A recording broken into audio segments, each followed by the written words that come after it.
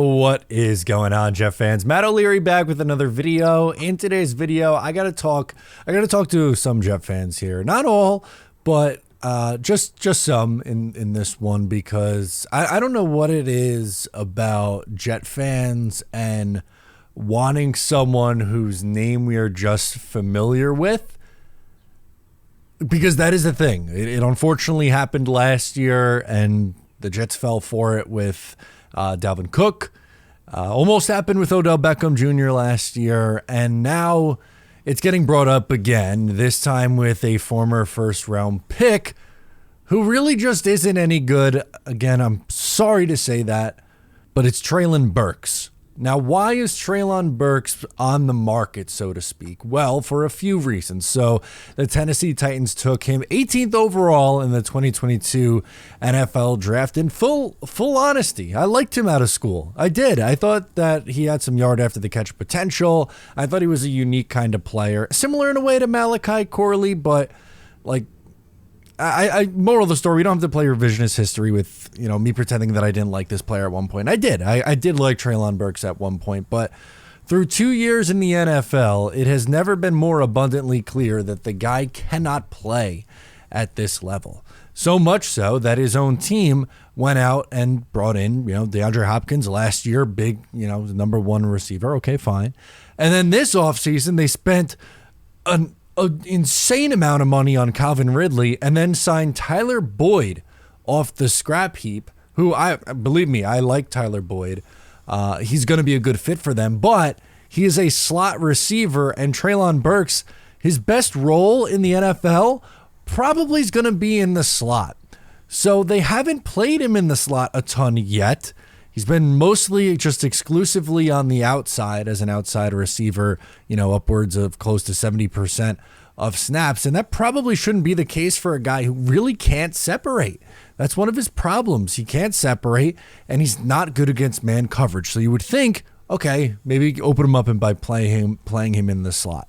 His new coaching staff thought so highly of him. I say that facetiously, because they went out and signed a much better player in Tyler Boyd. Granted, he's older, yes, but someone who could come in and be successful in the slot. Over his 2 years in the NFL, 22 games, 665 yards, and a touchdown. He had 16 catches last year. I went to look because I remembered, he was a yards after the catch guy, and I looked it up. I was like, last year he had 4.5 yards after catch per reception. Like, where does that rank in terms of other wide receivers? And I always go on PFF and you cite, I don't really always love their grading, but I think they have some interesting stats to look at. And so you go in the back end and you're like, all right, let me do this sort. And you know what? I want to take out 20%, right? So like you have to reach a certain threshold. So it's not like 7,000 names and a guy who caught one catch and broke 5 tackles is like holding up the pack. You know what I mean? Like, we're trying to limit the sample size or get it to a semi-realistic sample size. So what you do is it's percentage of the number of targets, whoever the leader is. I forget who the leader in targets was last year. It doesn't matter. Point is, like 100 and something. Crazy number. So I'm like, all right, let's use, take out 20%. And Treylon Burks didn't make it because he only had like 29 targets on the year last year. Guy had 30 targets on a team that did not have the kind of receiving talent that it has now.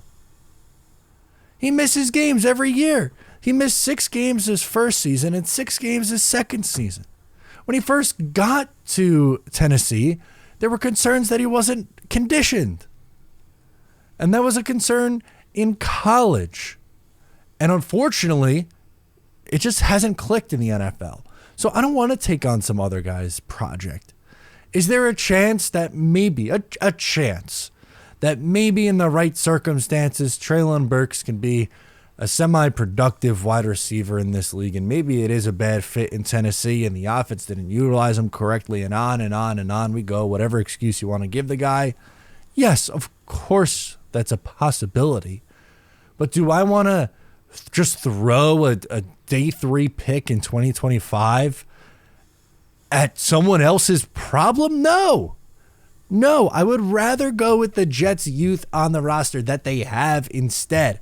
I know what Jason Brownlee and Xavier Gibson are. I don't know if they are, top 3 wide receivers in terms of like they could be a number 3 receiver on this team, but I'd rather take my chances with them than go out and trade for Treylon Burks.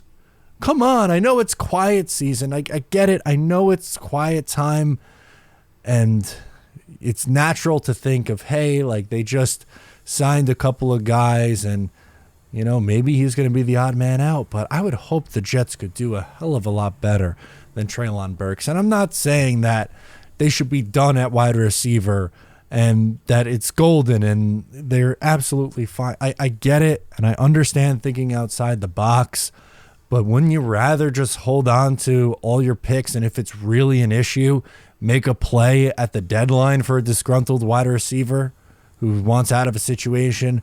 Devontae Adams, T. Higgins, Brandon Ayuk. I don't know. Pick one. Pick a name. But Jet fans want to settle for Treylon Burks. They want to bring in Dalvin Cook because he was good in 2020. And they want to sign Odell Beckham Jr. because he was good in 2018. And I don't get it. I don't know what it is with Jet fans sometimes. They just get attached to these names. And I think this is one of those situations where, unfortunately, it's people getting attached to the name. And again, that's coming from someone. I like Treylon Burks coming out, but you have to also know when it's time to admit that it was a miss. Everyone's going to have misses. If a scout never had misses, then guys would be winning Super Bowls every single year. There would be no first-round busts. All the good players would go off the board exactly in order, but it doesn't work that way. Sometimes you miss, sometimes it doesn't work out. Treylon Burks, definitely a miss. Unfortunate for him, but it's a miss. Had to get that little thought/rant out. That'll do it for me on this episode. Thank you so much for tuning in. I'm Matt, and I'll catch you guys next time.